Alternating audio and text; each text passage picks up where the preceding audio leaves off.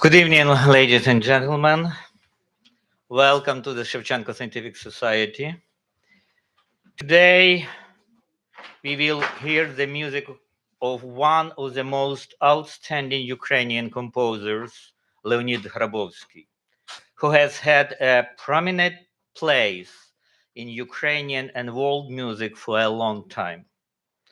First and foremost, I would like to read his biography, and I want to add that today's concert is only a small part of our hero's great achievements. And I believe that concerts and tributes to him will be held throughout Ukraine and around the world. Leonid Hrabovsky is a Ukrainian composer, laureate of the Boris Lyatoshinsky Prize and honorary professor of the Mykola Lysenko Lviv National Music Academy.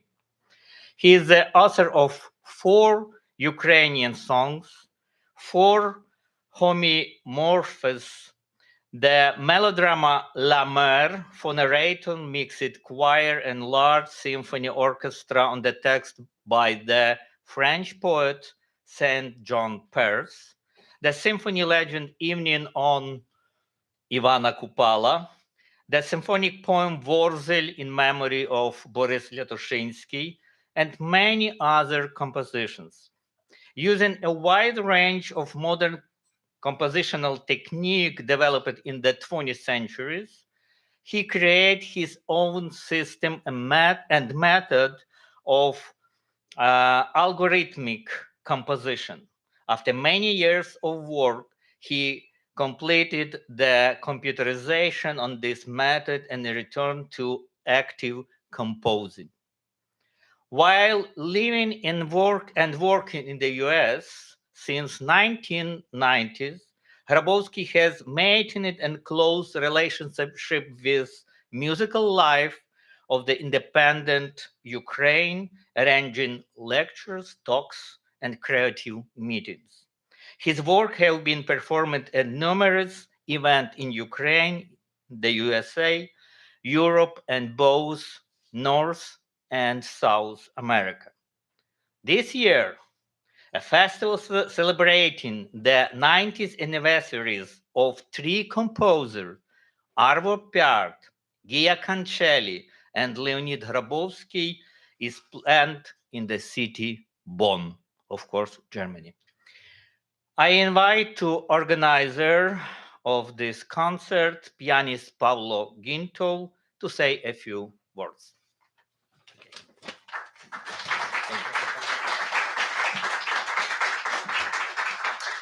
Добрий вечір, good evening.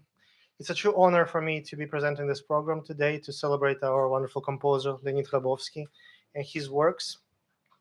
And today you'll hear 4 of his works, and they represent different time periods of his work. I also want to say thank you very much to the musicians who were graceful enough to participate in today's concert. We have a truly outstanding group of musicians. Forrest Eimold on the piano, Alexander Yakub on the violin, Clara Cho on the cello, Andriy Didorenko violin, and Margaret Cox on the double bass. After the concert, we'll have a short reception upstairs, and you're all welcome to join us there. And also, we'll have a short Q&A session after the music ends with our composer. So without further ado, let's enjoy the music. Thank you.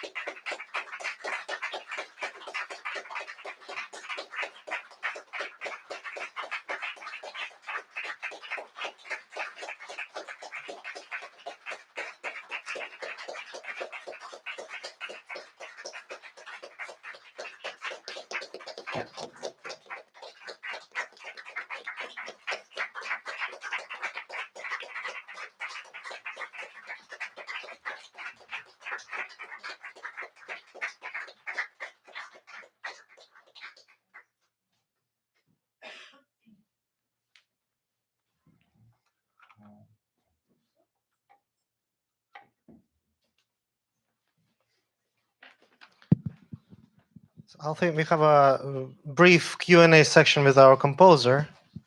So,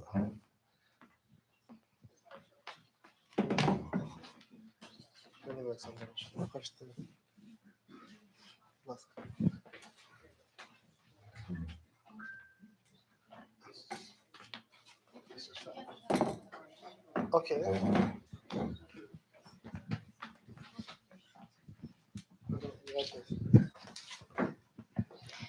Good evening. My name is Oksana Nesterenko. I am a musicologist and I have studied Leonid Hrabovsky's music for about 10 years. So I will just briefly ask one question per each piece so that you appreciate what you have just heard. Maybe we can sit down. Yes.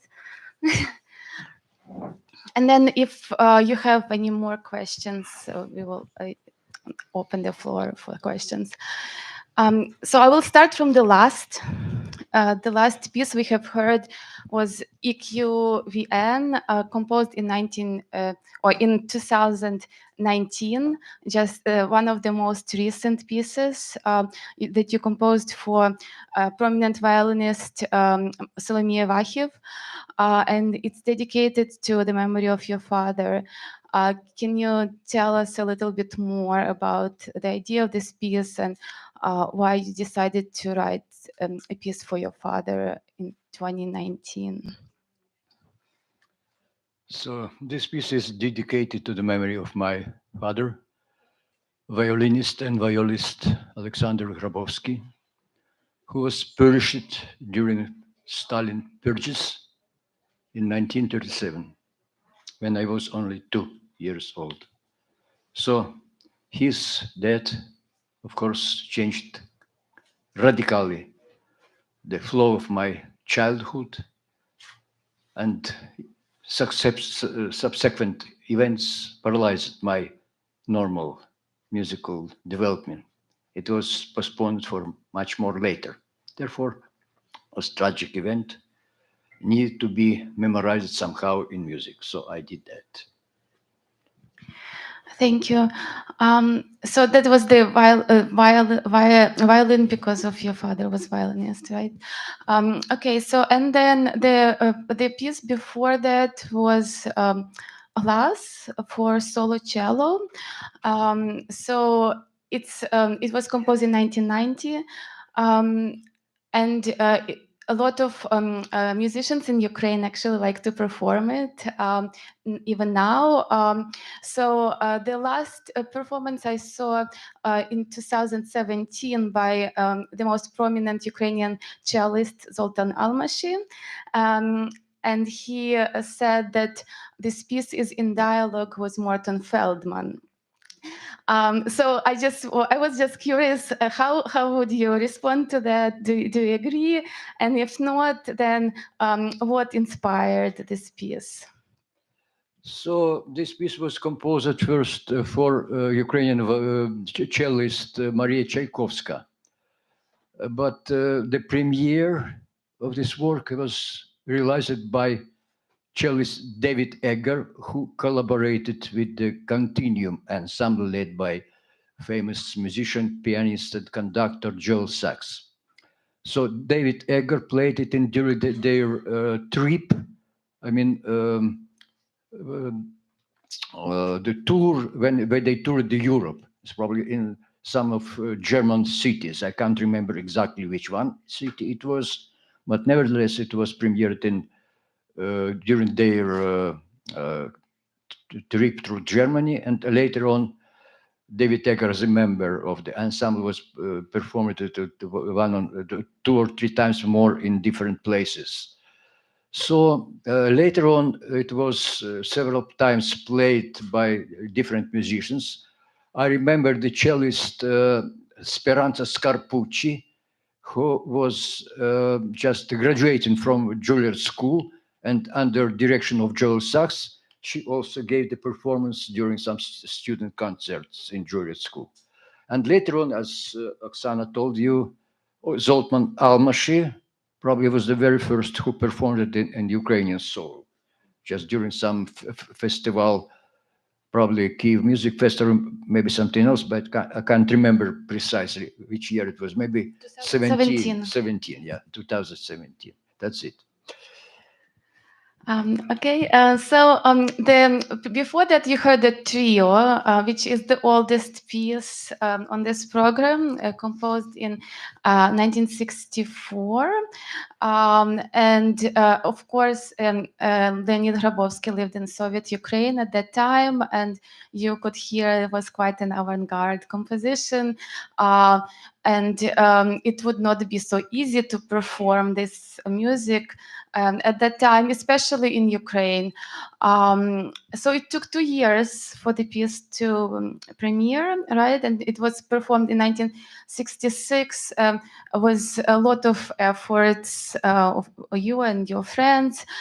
But since then it was performed so many times, and performers like it a lot. The last time in New York in 2020 at the Ukrainian Contemporary Music Festival, and it was quite well attended. And there were famous American musicologists in the audience. Peter Schmelz, for example, he was really fascinated by this piece. So I wanted to ask you, what do you think is the secret of the success of your trio? You know, paradoxically enough, when trio was performed for first time, it met very sustained, maybe even very cold reception from musical authorities of that time. Several good friends of mine told me that it was very false concept and absolutely it isn't worth anything. Several people just condemned it for a while. And trio, after that first performance during a specific concert that exposed some landmarks of new music for Kiev audience, it was at 26th December 26th of 1966. At that time, the artistic director of Kiev Philharmonic, Partaigenos, by the way, Konstantin Kotenko, but he was expressly Ukrainian patriot. When he heard about newly organized Moscow Chamber Orchestra led by Rudolf Barshai, he immediately decided to create such orchestra in Kiev. And in Kiev, such orchestra was created under leadership by Anton Sharov, former member of the Tchaikovsky Quartet led by Yulian Sitkovetsky. It was historically very important string quartet, very well known in Soviet Union. And after that, Kotenko also wanted to organize ensemble like Madrigal led by Andrei Volkonsky. And during that tractation, he also proposed, may you complete some program that expose some Western music for Kiev audience. And I selected that specifically designed as a panoramic review of music of 20th century. Debussy, sonata for flute, viola, and harp. Schoenberg, 3 pieces, opus 11, famous his piano pieces, one of the first atonal works. And then Bartok, string quartet number 2, Letoshinsky, string quartet number 3. Silvestrov played his own piano pieces, including probably 5 pieces of 1962, then Elegia and some else pieces. And as a conclusion, was selected this trio with double bass. So this concert had extreme success with Kiev public. In snowy, frozen Kiev, Lysenko hall was filled to the borders with all Kiev intelligence and all Kiev the best people including Ivan Zuba, Ivan Svetlichny, Ivan Drach, and many, many others. So after 50 years, this concert was this was repetition of that concert. Full program was played in the same Lysenko Hall, and at December 26th of 2016. In the meanwhile, only one performance was made. It was recorded by Virko Baley, violinist Evgen Gratovich, and famous American double bassist Bertrand Turetsky. And this disc was, it was not disc, it was long play issued by the company, completely forgot the name. Really later, it was this band. So this disc was made, this long play was made in 1980. And then nobody played my trio until maybe some recent already years in 21st century. So after that, suddenly the trio was began to be played often by different ensemble without even my specific initiative. First of all, it was performed in Kiev, and then several times in different festivals, also independently of my knowledge, and then somebody played it in Moscow, in St. Petersburg, and recently also performed something in Kiev at some festivals. That's it. So trio had to wait until its recognition, maybe more than half of the century. It's ridiculous, but that's it. Yes, thank you. Very interesting story of performance. And I just want to ask a last question. So you are 90, and we have this whole concert of your works. Most of them are from older times. So what are you working on now? What should we expect to hear soon? So when my system of algorithmical composition was completed and computerized, then I started to, I renewed my composing, and then several works were followed from 2015 to 2021. And now I'm emerging into very old project, starting still in 1970s. But at that time, I did not possess full instrumentary for realizing that specific project. This project is connected with Gogol. Two works of Gogol may be known, the landmarks of his legacy. This is Awful Revenge and Dead Souls. Between Awful Revenge and then Dead Souls, this is evolution of Gogol. Sorry. Evolution of Gogol artistic way and his decline and crisis, and then everybody knows how the life of Gogol was finished. How was his death bed? So this is project that consists from 3 operas. Like opera 1, it is Awful Revenge. Second opera would be somehow as Durchführung or elaboration, some fantasy between different Gogol ideas, visions, and concepts and thoughts, and then Dead Souls. And before the beginning and after the end, there may be also some specific postlude or interludes. It's not completely clear is for me how it would be finished at begin. But these 3 landmark operas are just in my mind. That's it. We are really looking forward to see them. Good luck.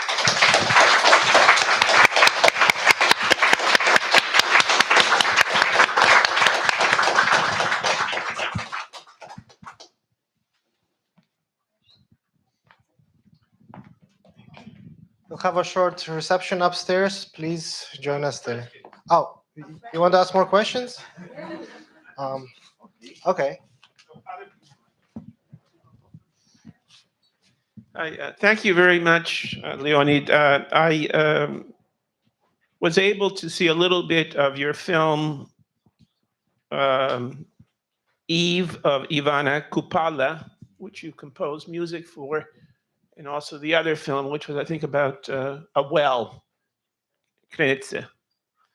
And I was wondering if you could tell us how you worked with the director on the film. Did he finish filming and then you put music to the film, or was it done? He just described the scene and then you did it before he did it.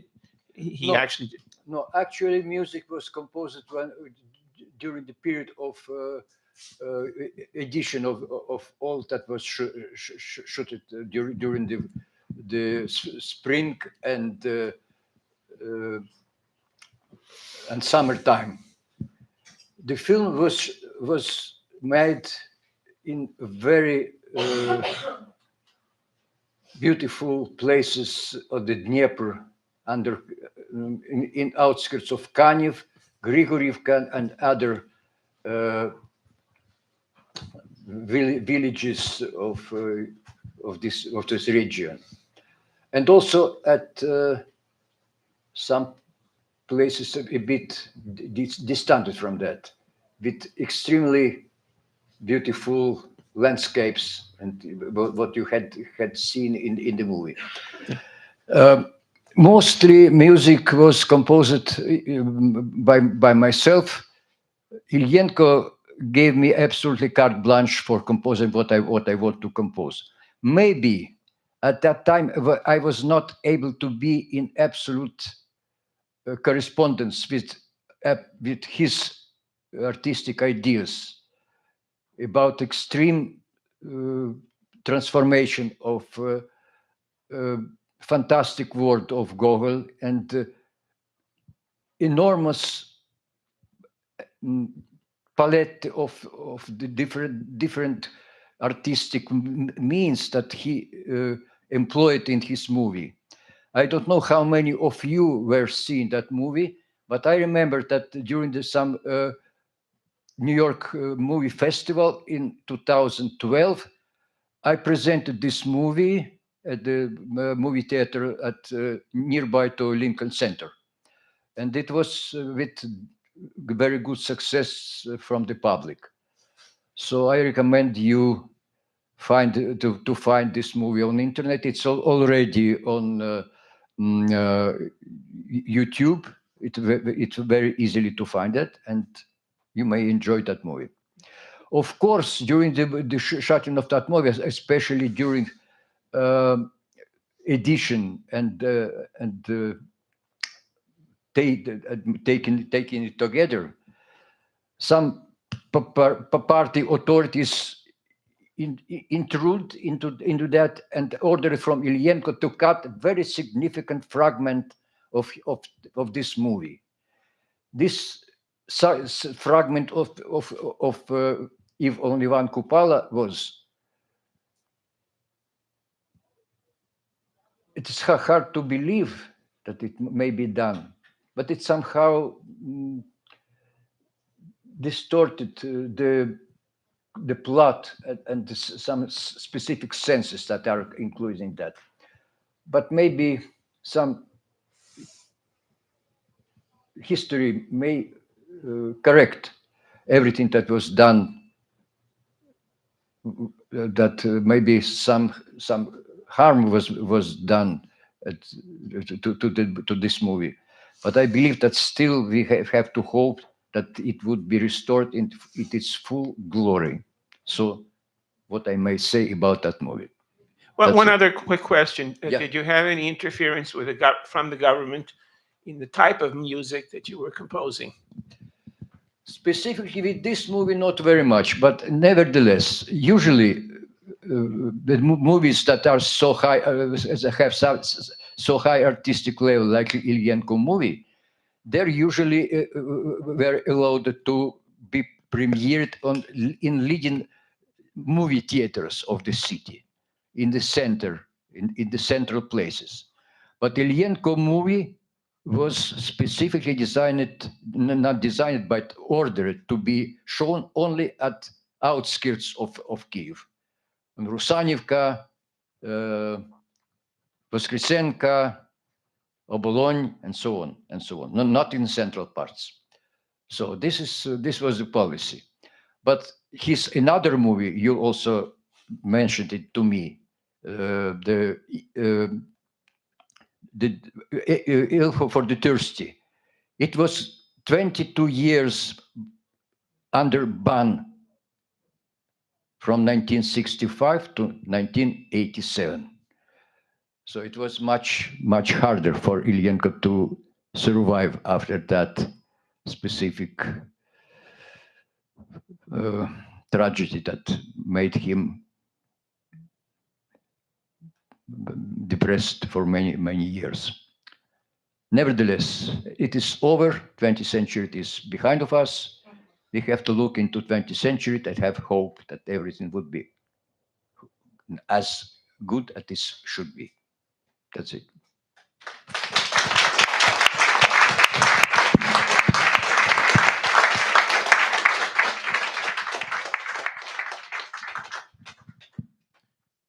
Anybody else wants to ask a question? I think we have time for one more question.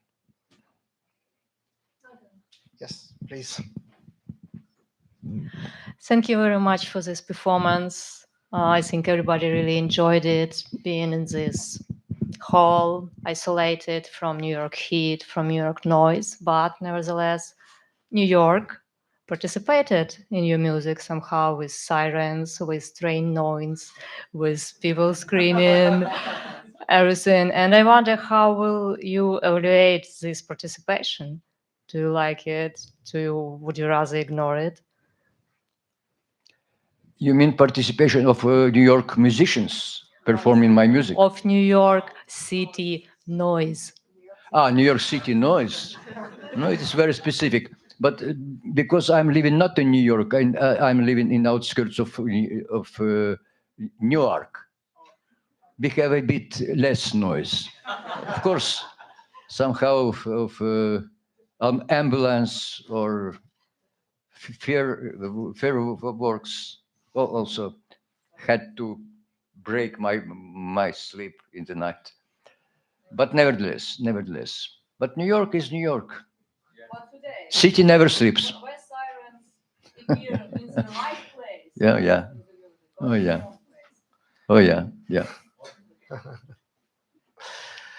Okay, thank you so much, Leonid Alexandrovich.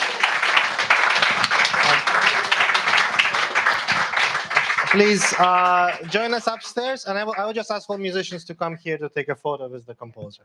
Thank you so much.